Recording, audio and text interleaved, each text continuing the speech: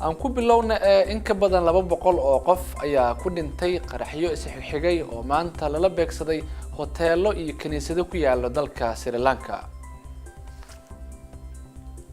dowladda dalka Sri Lanka ayaa ku soo rogtay bandow markiiba dhaqan galay dalkaasi kadib markii qaraxyo isxigxigay ay maanta ruuxeen kaniisado iyadoo dadka Masiixiyiintu ay maanta u dabaaldegayeen xuska maalinta ciidda ee Easter-ka la yiraahdo.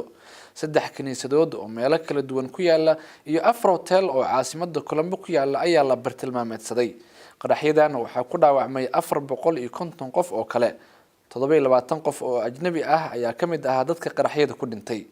booliska ayaa soo qabtay 7 qof kadib markii ay guri ku yaala caasimadda xoog ku galeen qaraxyada kadib.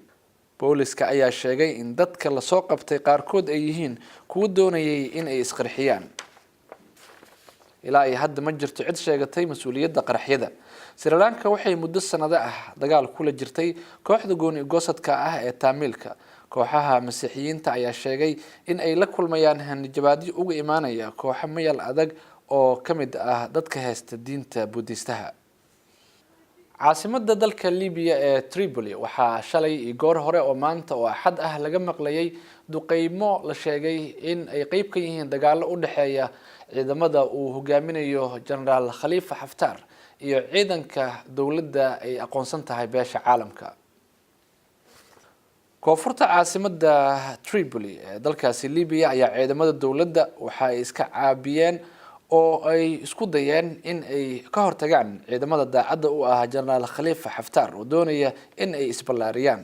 qaramada midoobay ayaa ku baaqday in la joojiyo dagaalada ka socda Liibiya, laakiin dowladaha Ruushka iyo Mareykanka ayaa is hortaagay go'aankii golaha ammaanka ee ku baaqayay in la joojiyo dagaalka ka socda magaalada Tripoli. war-saxaafadeed maalintii Jimcaha ka soo baxay aqalka cad ayaa lagu sheegay in madaxweynaha Mareykanka Donald Trump uu telefoonka kula hadlay General Khalifa Haftar horaantii toddobaadkan isagoo aqoonsaday doorka muhiimka ah ee uu generaalka kaga jiro la dagaalanka argagixisada iyo ilaalinta kheyraadka saliidda dalka Liibiya. muhaajiriin Itoobiyaan ah oo iyaga oo raxan u socda ka soo tallaabaya xadka u dhaxeeya Itoobiya iyo Soomaaliya soona galaya gudaha Soomaaliya ayaa gaaray magaalada Bosaso. muhaajiriintan ayaa doonaya in magaalada Bosaso ay uga sii tallaabaan dalka Yemen. warbixintan waxaa magaalada Bosaso ka soo diray wariyaheena Yusuf Maxamuud Yusuf.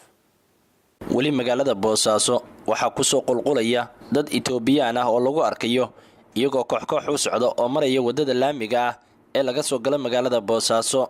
waxaa dadkan muhaajiriinta ka muuqda diif adag oo ay kala kulmeen inta ay safarka lugta ku soo jireen. haraad iyo waliba gaajo ayaa laga dareemayaa wajiyadooda.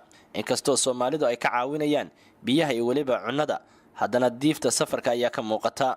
dadkan ayaa meelo ka baxsan duleedka magaalada Bosaso ee laamiga ah waxaa ku soo dejiya gaadiidka xamuulka ah, kuwaas oo halkooda ka kala wareega si aysan dadkan u soo gaarsiin goobaha ay joogaan ciidamada. maamulka Puntland ayaa horey ugu dhawaaqay inay xakameyn doonaan muhaajiriintan Itoobiyaanka ah ee ku soo badanaya magaalada, iyadoo hay'adda muhaajiriinta adduunka ee IOM ay magaalada Bosaso ka duulisay tiro Itoobiyaan oo gaarayay 43, kuwaas oo dalkooda dib loogu celiyay. dadkan ayaa u imaanaya magaalada Bosaso inay ka sii tahriibaan si ay u gaaraan waddanka Yemen, markaas oo ay uga sii tahriibi doonaan dalka Sacuudiga si halkaas ay shaqo uga raadsadaan.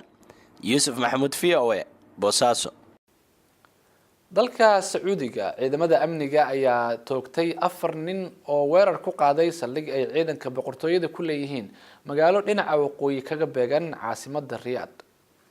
warbaahinta gudaha iyo dibadda ayaa ku soo warantay in bartilmaameedka weerarka uu ahaa saldhig ay ciidamada ammaanka boqortooyada ku leeyihiin degmada Zulfi oo 260 kiiloomitir dhinaca waqooyi uga beegan magaalada Riyadh.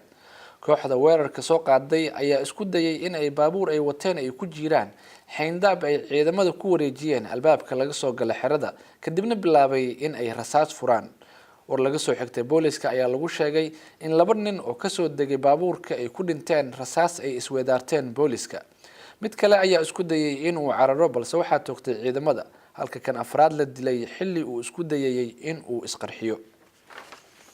dadka waddanka Ukraine ayaa maanta codadkooda ka dhiibanaya doorashada madaxtinimada, iyadoo doorashadaasina aad loogu saadaalinayo inuu ku guuleysan doono musharaxa majaajilistaha ah ee aanan lahayn khibradda siyaasadeed.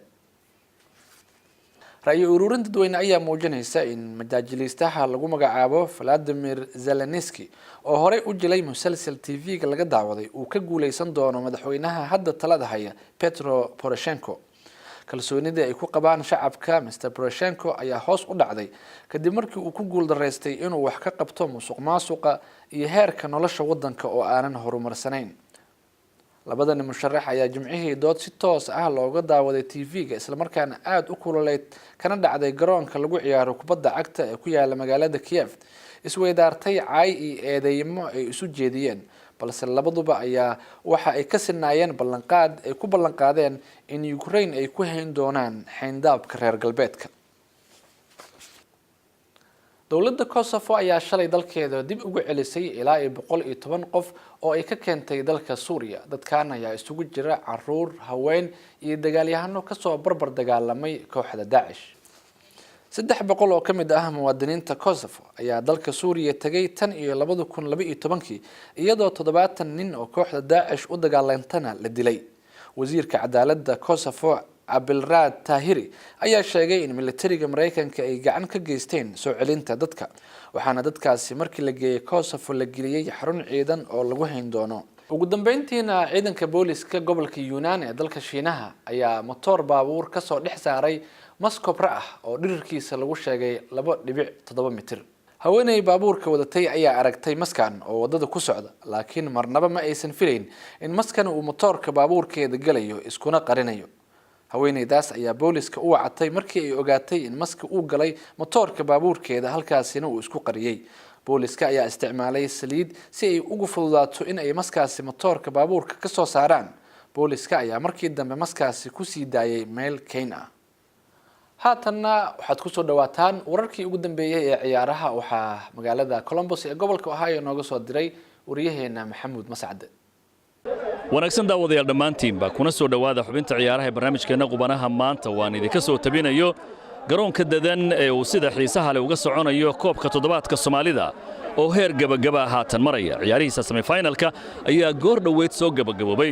kulanka koowaad ayaa waxa uu dhex maray kooxaha Kentucky iyo TMT Ohio. ciyaartaasi oo labada kooxood ay soo bandhigeen ciyaar aad u xiiso badan ayaa waxay ku soo gabagabowday bareejo waxaana loo dhigay rigoorayaal ay guushu ku raacday kooxda TMT 5-4 rigoore ayayna ku badisay. ciyaarta dabadeed ayaa waxa ay suura gashay inaan wareysto Maxamed Faarax macalinka kooxda TMT waxauna iga waramay guusha ay gaareen waxa uu suura galiyay. wallahi dadaalkii aan soo suubinay oo tirada badnaa iyo qof walba oo mataqaanay dheelay 110% iyo coachinka shaqadan wada qabanay iyo sacrifice-ka suubinay meeshaan soo gaarsiin. wallahi wax kale oo rajaynayna ma laha inaan koobka Ohio ku hayno waa 4 sano gudaheeda waxaan ku nimid 3 mar markaan waxaan u maleynayaa inaan awood u leenahay inaan ku haysano magaalada Ilaahay.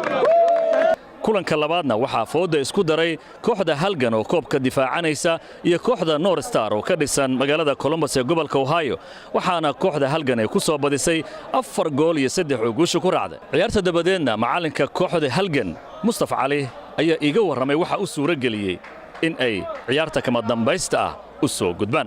waxay suura galay ducada soo aqrisanay wiilashan nimankan iga dambeeyaan saa u kalsooni u haayo oo noo sheego kalsooni maaba wala ciyaara maaba waa daawada nimankan waxaa kalsoonaa inaan koobkan iyo koob kasta ka qayb galno final ahayn oo koob qaadi ahayn ma ka soo baxayna meesha soo nimanka iga dambeeya kaliya maaba waxay ugu jiido maanta finalka u tagnay su'aasha weydiisay finalka waa imaanay finalka waxa u joognaa inaan difaacno Soomaha saas waay meeshaan waxa u imaanay 13 hours gaari u soo wadnay oo baraf iyo wuxuu nagu soo marnay inaan meeshaan imaano oo koobkeena sanadka hore qaadnay inaan difaacno. tartanka ciyaaraha kubadda cagta ee toddobaadka Soomaalida ayaa maanta la soo gabagabayn doona waxaana ciyaartiisa kama dambaysta iskaga hor imaan doona kooxda Halgan oo ka soo jeeda gobolka Minnesota koobkan lagu loolamayana difaacanaysa iyo kooxda TMT oo ka dhisan magaaladan Columbus ee gobolkan Ohio.